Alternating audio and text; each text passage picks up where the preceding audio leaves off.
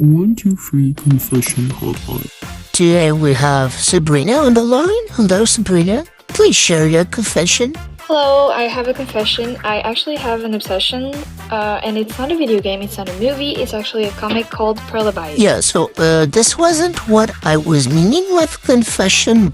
Let me set the scene. One day, your parents tell you that your family is moving to the island your dad is from. Would you be happy to move, to enjoy the sun, explore the landscapes, the culture, the strange people that live there? Would you hope to see a mermaid, witches, which the island is famous for? Or would you contact a family friend that works in a law firm to stop your parents from moving there? Meet Layla and Nicolina, two sisters who moved to Perla Baia after it was announced to them a year earlier. We started the comic when they arrive at their grandma Mama Olive's house, where they will live from now on. There, they meet Milo, the kid she adopted recently, with whom they develop a strong sibling bond. Charlie, the neighbor, joined in the fun and became one of their closest friends. In the span of the summer, they would try to solve a centuries-old treasure hunt that the Perlabayan folk considered a myth and explore the island while trying to enjoy their summer before school starts. But obviously, it's too good to be true. There's a weird, grumpy, rich guy trying to solve it before them and strange occurrences that happen when a little girl shows up. Exciting, right? And you can find this comic nowhere. No, this isn't some kind of lost media situation. This is a comic I'm still developing, actually. I have been working on this since middle school, and I'm in college now, dude. This has been here for a minute. Why isn't it released yet then? Because this story needed some work. It still needs some, to be honest. I've come a long way and I feel like I'm closer to actually making it. The journey had its ups and its downs, one of them being I lost every single digital drawing I've made for like 5 years because I had the incredible idea of putting every single piece I had on my computer on a cheap flash drive that broke less than a week later. Which means every single piece of development I've done in digital has been lost or is in very bad quality because I had to screenshot it from somewhere else. I'm so bored. The good thing is, this comic will be cool as hell. Curious about what it could look like? Let me give you the vision. This comic is actually a visual novel because I don't like the idea of those boxes. I feel like it's quite limiting and I like to have more freedom in my work. Also, it's 10 times more interesting. I'm heavily inspired by mixed media, especially my all-time favorite show, The Amazing World of Gumball. Also, it's a summer comic, so it's gonna be really colorful and fun. One of the reasons why I still haven't started it is because in addition to having a more complex story and world building that I have yet to finish, it's also very time consuming to figure out the right balance of 2D and 3D with the backgrounds and the objects. So guys, unfortunately I don't have finished pages to show you yet, but I have illustrations where I put my characters in locations where I use mixed media and some objects I did with photography I found. And for walls and other stuff, I'm just gonna integrate photography as a texture, just like in this illustration. But sometimes, for example, Mama Olive's house, I'm gonna be making her house in full and furnish it so I can take pics and use them for the comic. This island is based on the Mediterranean. I'm from there, I love it here. There's so many things I can take inspo from. It's an island situated around here, I would say. And also, it's not a normie island. Mermaids and witches live here, as I said earlier. It's a pretty gate-kept island because the government are really strict on protecting their environment and wildlife. The witches don't have crazy powers, they're just very connected to nature and they have the ability to manipulate nature for healing purposes. And the mermaids are just a small community that love the water so much they decide to live in it.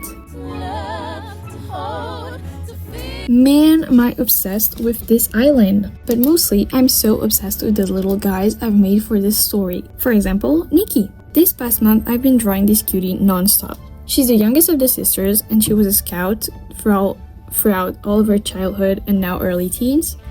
This summer would be the first without her scout friends.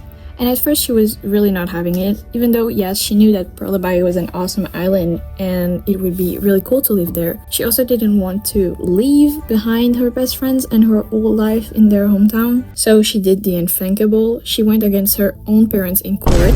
You see, there's a family friend that has always been around the girls for most of their childhood, who happens to have recently started studying law and was an intern for a law firm. So she went to his law firm. She requested his pro bono services to sue her parents for emotional distress, but Fortunately for them, that didn't happen, and Nicolina had to learn and to adapt and build little habits to still keep in touch with her scout family. Aside from that, she's really focused on her academics and is really smart. She thrives on structure and logic, and even though she can be really dramatic and a tad judgmental, Nikki is a sweetheart and she's really loyal to her friends. Being a scout, she learned to do a bunch of random things that make her pretty independent for her age. She was the character I had the least trouble defining, which was a total opposite for her sister, Layla. Layla was a blank space I just didn't know how to fill. I settled on how she looked, but never what she was like. As our generation's poet would say, I'd like to switch hairstyle every week. I gotta switch her hair every day. I was very scared of falling into tropes or worse, Mary Sue's, but by always wanting to make her this brand new, never seen original person, she ended up being a Sheen Mimblepines. The only thing that was truly hers was her passion for sports. So meet Layla, the final version. I would say she's a very chilled out girl. Aside from sports and photography, she also collects friends as a hobby. And even though her sister has a very high IQ, Layla is the opposite. She has a higher EQ, which means she's smarter in regards to emotions and relationships. She frequently ends up being the mediator in conversation and prioritizes peace over disagreements. She also keeps an open mind at all times and never really assumes stuff. Layla also stays away from solving stuff as she doesn't really enjoy the stress. This is where the balance between the two sisters come out. They make each other better. The eldest grounds her chihuahua of a sister and the youngest keeps pushing the other out of her comfort zone.